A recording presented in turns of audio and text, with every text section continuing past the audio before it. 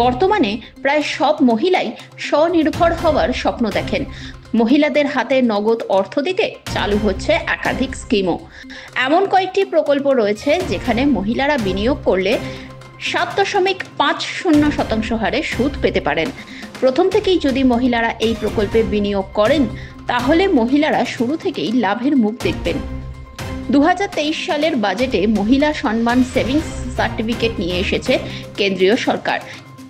এর মেয়াদের সময়সীমাও খুব বেশি নয়, মাত্র 2 বছর এখানে বিনিয়োগ করলেই পেতে পারেন এই পরিমাণ টাকা।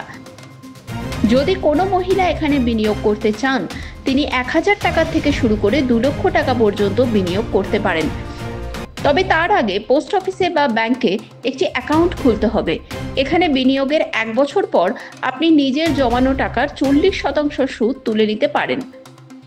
যদি নির্ধারিত সময়ের আগে এই অ্যাকাউন্ট বন্ধ করতে চান তাহলে কোনো অসুবিধা নেই, তবে সেখানে সুদের হার 7.50% থেকে কমে হবে 5.50%।